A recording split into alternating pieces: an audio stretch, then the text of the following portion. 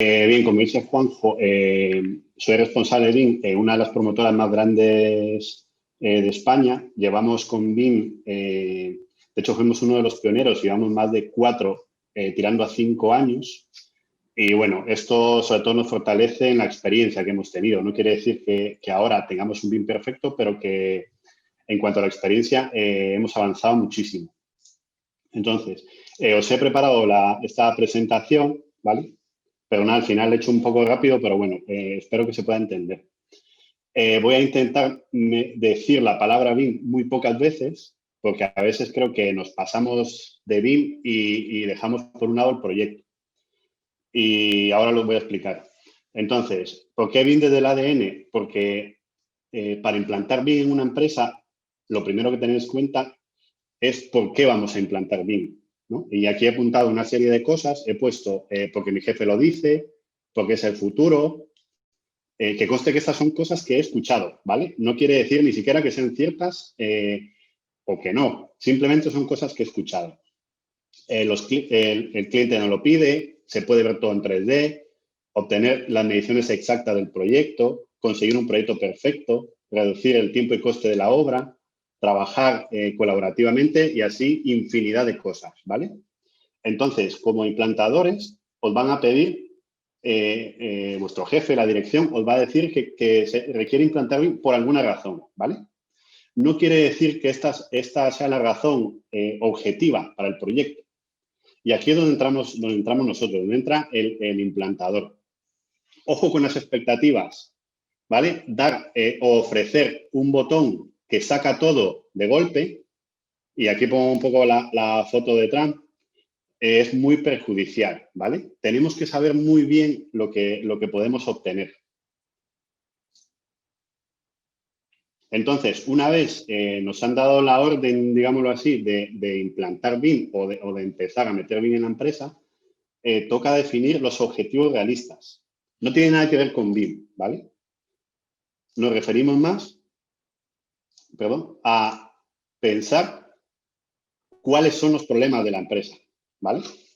Para esto os he hecho un vídeo, que al final no lo he puesto. Mientras pasa, voy a seguir. Tenemos que escudriñar dentro de la empresa y buscar cuáles son los errores, ¿vale? ¿Qué es lo que necesitamos mejorar? ¿Por qué vamos a implantar BIM? No se trata de implantar BIM porque vamos a generar un 3D, sino se trata de cubrir una necesidad. A ver, está aquí.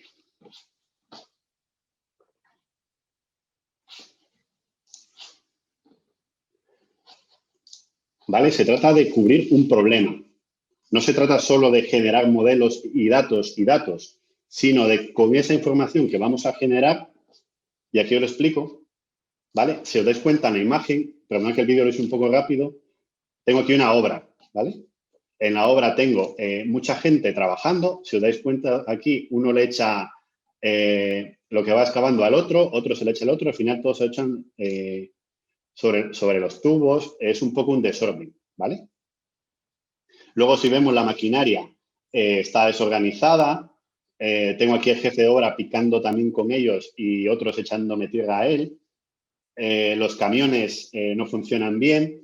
Entonces, antes de implantar BIM, lo que tenemos que hacer es corregir los problemas de fondo de los flujos de trabajo, ¿vale? No se trata de llegar, meter toda la maquinaria y luego quedarnos con el problema. Lo que estamos haciendo es aplicando herramientas, pero no vamos a resolver el problema. Lo que vamos a hacer es seguir con el mismo problema, pero con nuevas herramientas, pero teniendo el problema. Entonces, una vez definamos cuáles son las respuestas a esas soluciones, vamos a plantear objetivos. Y una vez tengamos objetivos, vamos a diseñar unos flujos de trabajo, ¿vale? Me busca una Wikipedia que es un flujo de trabajo. Entonces, un flujo de trabajo es, tenemos que pensar como si fuésemos una fábrica, ¿vale? Todo tiene que funcionar con unos tiempos y con una forma de trabajar. Entonces, un flujo de trabajo es decir cómo se estructuran las tareas, cómo se realizan, cuál es su orden correlativo, cómo se sincronizan, cómo va a fluir la información y cómo se hace el seguimiento. Aquí os he preparado un breve ejemplo de cómo se podría hacer un flujo de trabajo. Entonces, la idea es que por medio de herramientas nosotros podamos diseñar y decir, si este es el modelador, este es el revisor, ¿vale? Y este es el cliente, si yo saco un modelo, decir quién lo revisa, cómo lo revisa y cómo se lo paso a mi cliente, ¿vale? Eso es definir un flujo de trabajo. Hacer inimaginables, diría yo, flujos para sacar una respuesta. Saber si de Revit se va a una plataforma online, si se lo subo directamente al cliente, si de Revit lo paso a cualquier otra plataforma, si lo analizo en Navi, si lo analizo en Solibri, si le paso una schedule a mi cliente, si el cliente va a leer esa schedule, ¿vale? De eso van los flujos de trabajo. Entonces, es importante, antes de empezar a hacer nada, crear flujos de trabajo. Flujos de trabajo, en principio, actuales, ¿vale? ¿Cómo está vuestra empresa actualmente? Y luego irlos mejorando según vayáis avanzando. Una vez tengamos flujos de trabajo teóricos, ¿vale? Aquí vamos a empezar todo con teoría y por eso os he puesto aquí estas tres fases, ¿vale? Yo he dividido esta implantación, que es un ejemplo de implantación, en tres fases. Una que está aquí, que es la del diseñador, ¿vale? Que esto tendréis muchos tipos de implantación. Además, son las más generales, que es implantar en un estudio, en una ingeniería. Luego tenemos otra implantación, que es implantar en una empresa de proyecto o de revisores de proyecto. Y otra muy diferente es implantar en la propiedad, ¿vale? En el caso de Neynor, pues la propiedad y el revisor es uno solo y lo que tenemos independiente es el diseñador, ¿vale? Entonces, el flujo general de implantación sería este, o de trabajo, mejor dicho, se diseña, se revisa y se pasa al cliente, ¿vale? Yo hoy os lo voy a explicar a la manera inversa, así un poco ingeniería inversa. Lo primero es, pensando en qué necesita mi empresa, en base a esas respuestas voy a crear flujos de trabajo, ¿vale? Y una vez tengo los flujos de trabajo definidos, los teóricos, todavía no sé cómo va a funcionar, creo unos KPIs, ¿vale? Esos KPIs, también me lo he buscado en la Wikipedia para no inventarme nada, dice que es una medida de nivel de rendimiento de un proceso, ¿vale? De momento esos KPIs van a estar vacíos, pero es lo que va a medir si esta forma de trabajar completa, ¿vale? Funciona. Y si funciona, me va a dar respuestas para la implantación o para el cliente. Entonces, de los KPIs vamos a sacar cuadros de mando. Aquí os muestro un cuadro de mando de algún proyecto. ¿Vale? Este es otro ejemplo de cuadros de mando de salud y seguridad. ¿Vale? Se puede ver los accidentes, a qué afecciones de cuerpo han tenido, por ejemplo. Y este es un cuadro de mando de incidencias, ¿no? A nivel general. O sea, cuadros de mando pueden haber muchísimos. También tenemos que implantar o crear un plan de auditoría teórico, de momento. De momento es teórico porque todo está basado en documentos. Ahora es papel, ¿vale? Cuando pasemos a la práctica, esto se tiene que modificar y para esto sirve la auditoría. El famoso círculo de Deming nos dice que hay que... hay el plan de check, que es crear, hacer, revisar y actuar, ¿vale? Es como debería funcionar la auditoría.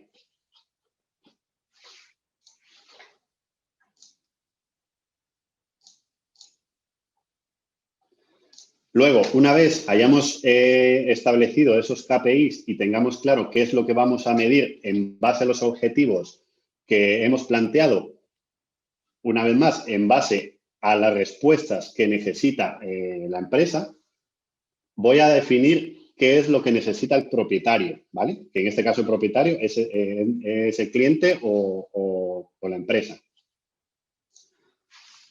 Y lo primero que tiene que entender el propietario de nuestra empresa, para toda la gente que no modela, que es el caso de una promotora o una revisora, es intentar que sea fácil, ¿vale? Si de golpe lo que hacemos, lo veíamos en el vídeo de la maquinaria, es comprar software y software y software sin definir realmente cuál es el problema, lo que vamos a crear es una gran confusión y al final vamos a gastar mucho dinero en software que nadie utiliza, ¿vale? Yo siempre digo que la medida justa. El ordenador tiene que ser el justo para la utilización que se le da. No se puede tener un ordenador súper potente para alguien que va a usar Word y Excel, ¿vale? Eso se define en el flujo de trabajo, en saber qué va a hacer cada quien. Entonces, para el propietario tiene que ser fácil, porque esta gente que ve los datos, ¿vale?, sea información para ellos. Si ellos no ven esto fácil, siguen siendo datos. Y esa es la diferencia. Un dato es el ingreso de parámetros o de texto o de números en un elemento. Pero no se vuelve información hasta que se utiliza, ¿vale? Otra cosa es que se utilice correcta o incorrectamente. Entonces, para que se utilice esos datos, tiene que ser una forma de trabajo fácil y tiene que haber un flujo de información muy rápido, ¿vale? No vale decir, te envío un correo con el modelo que hemos sacado, porque el que está del otro lado no le va a entender. Y va a tener muchísimo tiempo en abrirse un modelo, buscar la información, entonces no es lo que se necesita, ¿vale? Tenemos que plantear que un flujo rápido tiene ahorro de tiempo, mejora la gestión del proyecto, esto es muy importante. Perdón. Uno de los KPIs más importantes en una implantación BIM es mejorar la gestión del proyecto. De hecho, es lo que va a ahorrar dinero a la empresa realmente. Es muy difícil definir o decir el BIM ahorra en un tanto por ciento de la obra o del diseño, cuando en realidad no es así. El proyecto cuesta lo que cuesta, por metro cuadrado, ¿vale? Lo que yo voy a ahorrar del BIM es tiempo y voy a hacer una gestión de proyecto muy eficiente. Eso tendrá otro tipo de ahorro, pero no es un ahorro de precio de construcción, ¿vale? Es un ahorro de gestión. Y luego, lo más importante, que por lo menos para mí, es que nos ayuda a anticiparnos a los problemas, ¿vale? Ese es el kit de la información. Mientras más información tenga, más decisiones puedo tomar. Os pongo un caso. Cuando un comercial recibe la información, que es un plano final de obra, ve que un tipo de ventana no se vende en una comunidad, ¿vale?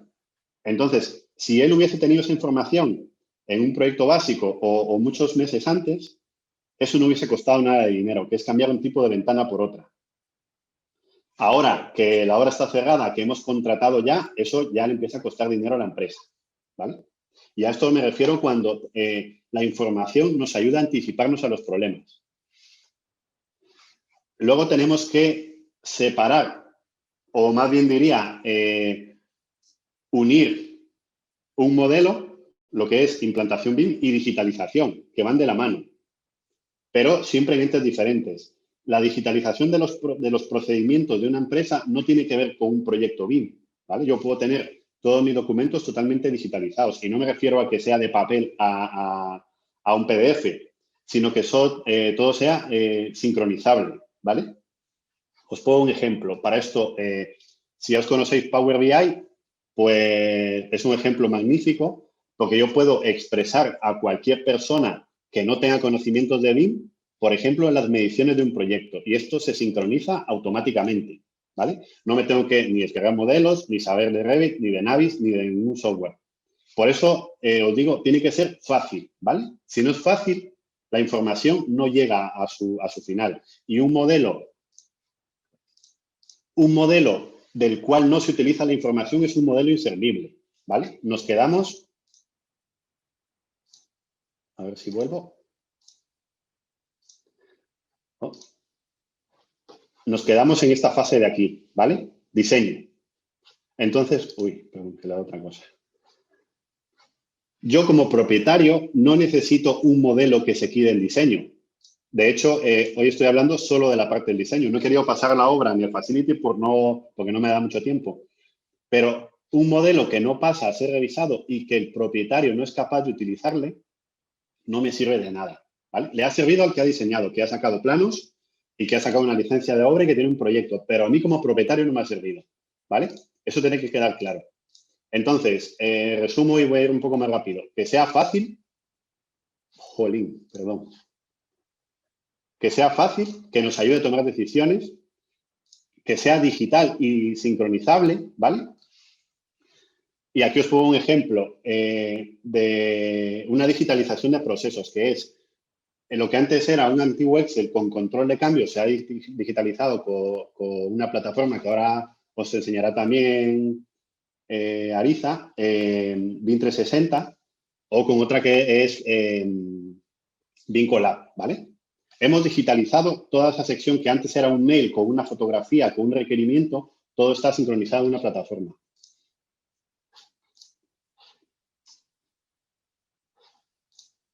Perdona que creo que se me viene el tiempo encima y voy... Vale. ¿Vale? Y lo último es, en cuanto al promotor, es saber comunicar, ¿vale? Y aquí os cuento un chiste que me ha contado mi sobrina el otro día. Decía, hay 3 hermanos, uno se llama Nadie, otro Ninguno y otro Tonto. Entonces, Ninguno se cayó al río, Nadie le ayudó y Tonto le fue a decir a la policía. Entonces llegó Tonto a la policía y le dice, señor, nadie se ha caído al río y ninguno le ayudó. Y el policía le dice, ¿tú eres tonto? Y le dice, sí, sí, mucho gusto. Y a esto me refiero un poco cuando os digo, hay que saber comunicar. No porque no haya hecho bien mi trabajo, sino porque la otra persona no me ha entendido. Entonces, yo puede que piense que yo he hecho un trabajo cojonudo, ¿vale? Y que tengo un modelo preciso, que todo está sacado, que las mediciones son acorde, que está bien coordinado. Pero si el que está al otro lado no es capaz de entenderle, el modelo se vuelve a quedar estancado, ¿vale? Hay que ser colaborativo y lo otro es que esos datos se conviertan en información. Información fácil, colaborativa y comunicativo. Aquí os pongo un ejemplo más. Esto es Forge. Entonces, vuelvo a decir lo mismo. Podemos pinchar en nuestra plataforma de modelos, teniendo un modelo, un plano, una lista de elementos, ¿vale? Para que todas esas personas que están al otro lado puedan entender lo que estoy mostrando, ¿vale?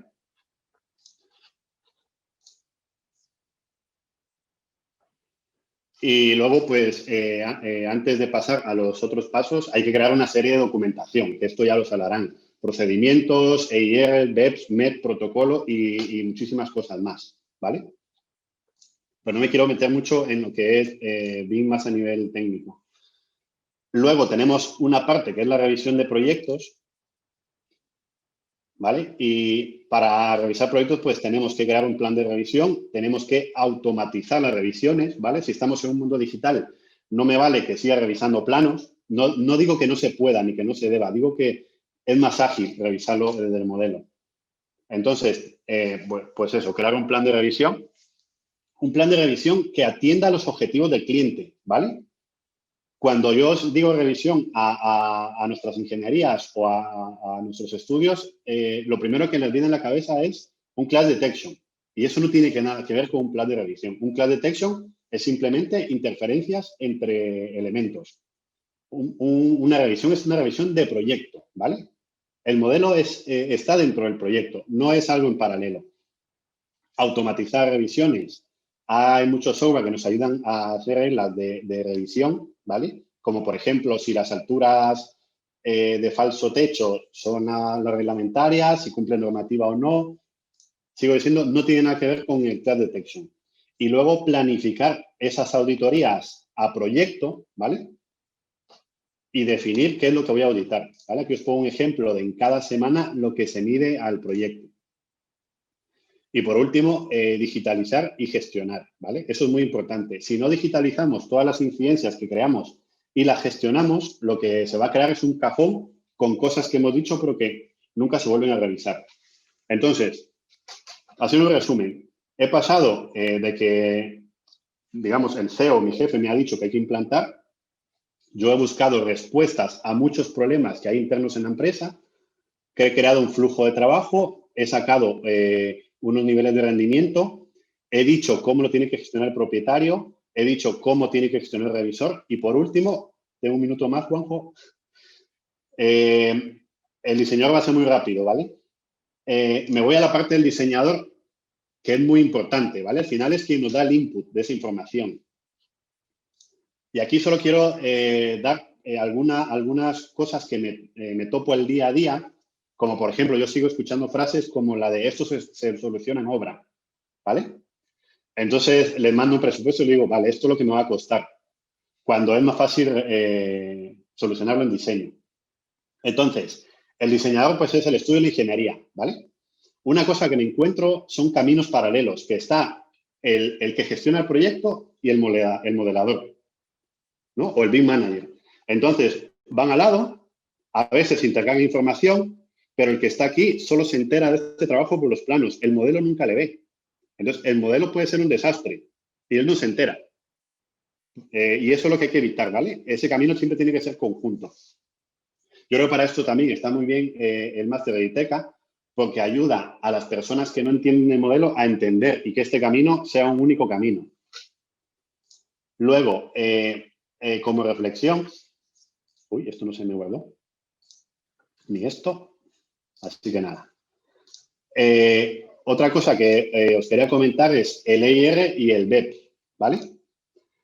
Hay que tener claro que el BEP es un documento vivo y que tiene que dar cumplimiento al EIR, que es lo que mi cliente me ha dicho. El BEP no es una plantilla que yo tengo de por vida y que simplemente le voy cambiando los nombres y el nombre de modelo. Y lo último es coordinar. Esto es una cosa muy frecuente en todos los proyectos, es que tenemos un buen estudio que gestiona un buen modelo, pero ¿qué pasa? Que un proyecto, perdón, se compone también de ingeniería de estructuras, de instalaciones, de más personas.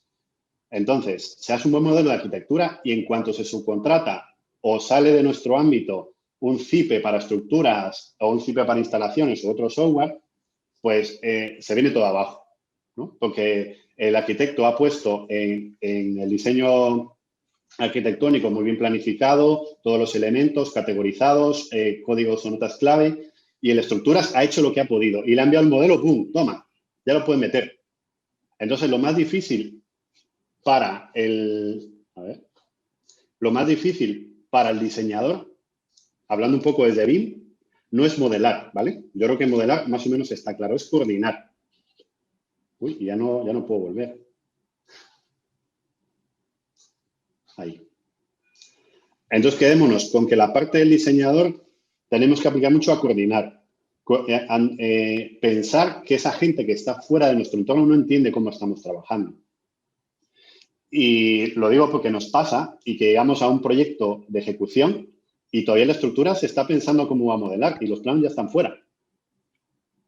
Entonces, los diseñadores, el punto de partida es coordinar. ¿Cómo voy a coordinar todas las disciplinas? No cómo voy a coordinar mi trabajo. Eso ya lo tenéis definido en el estudio. Y con esto me quedo, ¿vale? No sé si me pasé un poco. Genial, no te preocupes, Enrique, también vamos con un poquitín de retraso. Muchas gracias. En algún momento sí se te ha escapado lo de BIM, ¿no? El objetivo era no decirlo, pero bueno, alguna vez sí que se escapó, es inevitable. Voy a Ya, compartir yo no mi lo quería pantalla. decir porque obviamente es muy importante, pero quería conjugarlo dentro del proyecto, de cómo lo tomamos los proyectos, ¿no? Porque a mí muchas me dicen, es que esto salió del modelo BIM. Y yo digo, no, esto salió del proyecto. Claro. Bueno, pues tenemos tiempo para una preguntita. Yo voy a... Vamos a ver. Voy a hacerte una pregunta mientras, Enrique. ¿Qué es para ti lo más difícil en una implantación BIM? Pues creo que hay dos cosas. Lo primero es hacer entender a la dirección lo que realmente necesita una implantación, ¿vale? Sí. Y lo segundo es la resiliencia de las personas con las que te encuentres. Digamos que cambiar de chip y sobre todo, en mi caso, una promotora que es una carrera de obstáculos, que es saltando uno, corriendo, y ahora decirte, vale, ahora no vas a correr aquí, vas a correr aquí. Te dicen, no. Yo corro aquí porque he corrido toda mi vida. Vencer eso es muy difícil. Entonces hay que tener, diría, mucha técnica y ilusionar mucho a la gente, ¿vale? Mostrar victorias muy rápidas. Cuando vamos a decir que vamos a cambiar algo, tenemos que decirle, te lo voy a cambiar porque te voy a mejorar este aspecto. Y si tú le muestras una pequeña pincelada de lo que vas a hacer, pues empiezan a entrar todos. Genial, muchísimas gracias, Enrique. Voy a ver si me pasan alguna preguntita, a ver si alguien se anima. Recordad que hemos activado el hashtag en Twitter para que hagáis las preguntas con BIM Online 2020, mencionando ahí Editec Online. Se la podemos hacer. Damos unos segunditos, a ver si hay alguna nueva pregunta. Si no aprovecho yo y te hago una pregunta más, Enrique. Que no sigo hablando, ¿eh? Por último ya, porque tenemos que dar paso al resto de ponentes. ¿Qué software recomendarías usar? Pues, a ver, para modelar, yo diría que sí o sí tenéis que aprender Revit, ¿vale? No sé si a nivel súper profesional, sobre todo porque está en el mercado y es uno de los que más ocupa el mercado. Si no vais a modelar, tenéis que aprender todo. Si queréis ser BIM manager o gestionar, tenéis que aprender todos. No a nivel experto, pero yo siempre, por lo menos en mi caso, además que soy un friki de los software, en cuanto salgo veo cómo funciona, es nunca metáis a un software a trabajar si vosotros no lo habéis utilizado antes. No porque lo cuenten, lo voy a meter en la empresa, sino primero voy a aprender a utilizar y si yo veo que esto es fácil de implantar, el software entra. No que sea al revés. Primero entra el software y luego veo cómo funciona. Vale. Tengo, bueno, una preguntita que han hecho aquí por el chat. Pregunta Ignacio González. Hola, acerca del coste de esto lo solucionamos en obra. ¿Podrías compartir un ejemplo, por favor? Súper breve, 30 segundos, un minuto. Enrique, por favor. Pues os lo cuento porque, por ejemplo, los pinchazos de los tubos en los forjados, ¿vale? Eso tiene una repercusión en obra. No modelar los agujeros de todos los pinchazos al forjado está entre 100 y 300 euros por vivienda, más o menos, ¿vale? Entonces, cuando un diseñador te dice ese replanteo se va a hacer en obra, y yo digo, vale, pues para ti serán 200 euros, pero es que tengo 2.000 viviendas. Entonces representan mucho dinero. Eso es uno de los casos más típicos. Y luego interferencias, ¿vale? Hay muchas interferencias que no tienen nada que ver, que son tubos con conductos, pero sí que hay, por ejemplo, patinillos. Patinillos en lo que sí o sí no cabe un conducto. Y me he topado con muchas respuestas de esto se resuelve en obra. Y entonces ya es cuando te explota la cabeza y te dicen, no, ¿para qué diseñamos? Si no, yo llegaría ahí y le diría al instalador, haz lo que puedas y mete los conductos que te salgan. Entonces, Tenemos a... Sí. sí. Sí, no termina, perdona, Enrique, pensaba que habías terminado. ¿Qué coste tiene? Pues os puedo decir que pueden ser 100, 300 euros por vivienda hasta 3.000 euros, dependiendo del error que tenga. ¿Vale? Vale. Tenemos alguna pregunta más, pero bueno, vamos a hacer, si queréis, aquí una pregunta más. Además, ya que has comentado sobre Revit, pues bueno, como está José también aquí en las ponencias, pues entiendo que le interesa siendo de Autodesk. Nos pregunta José, ¿qué os está aportando trabajar con BIM 360 y Forge? Bueno, yo desde el punto de vista de BIM 360 os tengo que decir que para obligar a muchos estudios de ingeniería a trabajar bien en BIM 360, luego te paso la comisión, José, es una maravilla. ¿Por qué? Porque te ahorra de recibir software. Tú en BIM 360 puedes ver todo lo que han modelado. Digo, yo como ente que sé de BIM y ente que no tiene nada que ver con el BIM. Puede ver todo instantáneamente, ¿vale? Eso es sincronización automática. No me tiene que enviar nada, está todo trazable. Ahora lo dirá José, pero... y luego, para controlar que los planos salgan del modelo, también es muy útil, ¿vale? Bueno, tiene muchas utilidades, pero eso es lo que le aporta, en el caso de mi empresa, que es facilidad. Esa facilidad la aporta BIM 360. ¿La otra cuál era, aparte de BIM 360? Forge. Y Forge, yo creo, es súper potente, ¿vale? Esto lo tenemos medio, diría, o en pañales desarrollado, pero te facilita los cuadros de mando otra vez para gente que no entiende mucho menos todavía que de BIM 360. Mira que es fácil, ¿no? Pero para alguien que solo necesita, por ejemplo, saber cuántos baños hay, no tiene que entrar a BIM 360. Se crea una aplicación con Forge y eso le dice cuántos baños hay en cada proyecto. Entonces, son muy importantes para la gestión de proyectos, más que para el modelado. Vale, muchísimas gracias, Enrique.